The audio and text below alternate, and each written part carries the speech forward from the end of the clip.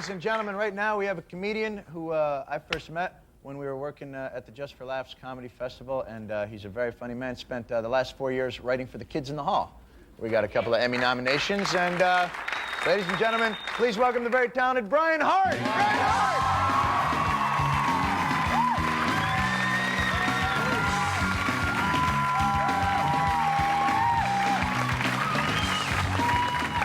Hartt! Good evening, I love you. You know what? I want to go to Bob Barker's funeral and yell, "Lower! Lower!" Nothing against the guy. I can't go with this hair, though. Look at this hair, man. I look like I'm halfway through a werewolf transformation. So I'm hanging out in this drugstore, just minding my own business, writing the words "not effective on Roadrunners" on all these bottles of pills and putting them back.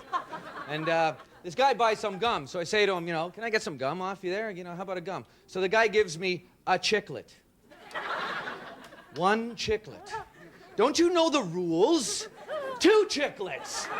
Where are you from giving me 1 chiclet? Are you from the woods?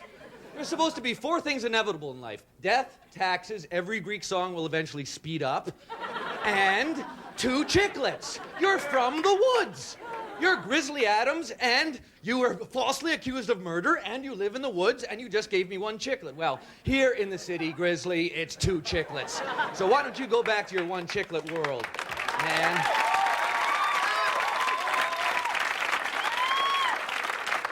What's next? Half a strip of Kit Kat? The whole thing falls apart. It's crazy enough in the city without bearded woodsmen coming here and prying their ways into our lives. So the other day, it was actually at night a while ago. I'm walking down the street, and there's this woman in front of me. She's like about 20 feet in front of me, and we're the only people walking down the street. And I knew I was making her nervous, and it really hit me how the night's been taken away from women. And she was doing that woman walking home alone walk. You know, they just, all right, just straight, don't look anywhere, just here we go, okay. No. Oh, the street light went off, bad, okay. No. And of course, I'm going exactly where she's going. Figures. You know, she turns left. Oh, great. Yeah, perfect. Yeah. Oh, there. Yeah. Okay. And I'm behind her, you know, thinking, you know, I'm a nice guy. You know, nothing's gonna happen. I wish she knew me. You know, all that stuff.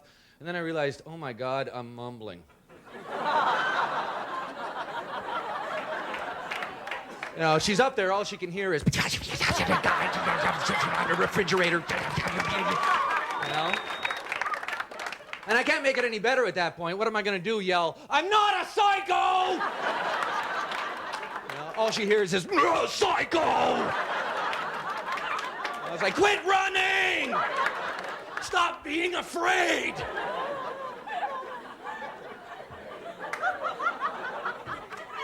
Because I'm not a tough guy, you know. My whole thing in a fight is, and lose. Just like immediately.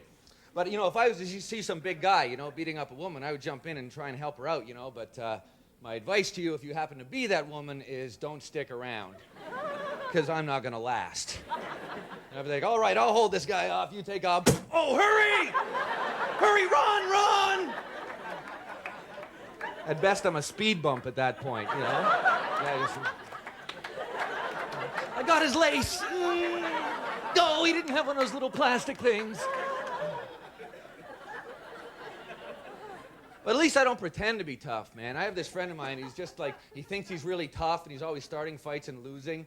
You know, it's like, "I don't like your shirt, let's go." You know? The guy's just an idiot. He's just an idiot / goof / die / here, kitty, it's a dog / well, it's not working, it's an aquarium, huh? / look at the sun. What? Oh, don't do that. Guy's a moron. And he's one of those guys, too, that won't look at you until, like, the very end of the sentence. I don't know, it's like some tough thing. You know, it's sort of like, "Yeah, you know, I'm going to go down to the pool hall later on, you know, maybe check things out, you know, play a few games, you know, that kind of thing, you know, have a couple of beers, see the guys and all that stuff. All right, maybe I'll see you later then. Yeah, okay, see you later."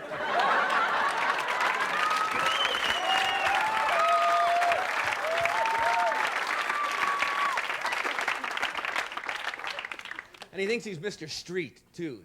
He's like street man, you know, Mr. Street Advice. And he's always, this is his street advice all the time to me. It's like, you know, whenever you're surrounded, Surrounded. I'm gonna take advice from a guy who gets surrounded. You gotta piss off a lot of people to be surrounded. And where are your friends? They're gone because you're an idiot. That's why you're surrounded. And then he says, go after the biggest guy, and they'll think you're nuts. Yeah, I bet they do.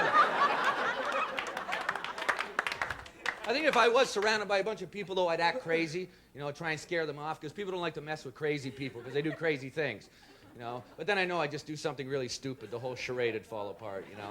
You're like, yeah, you guys want to mess with me, man? You want to kill me? Well, I'm nuts. Watch this. I'll eat my hand. Hey, look at this glass. Watch this. I'll bite it. Oh, I cut my lip. I cut my lip. I cut my lip. I mean, is it bad? Thanks a lot. See you later.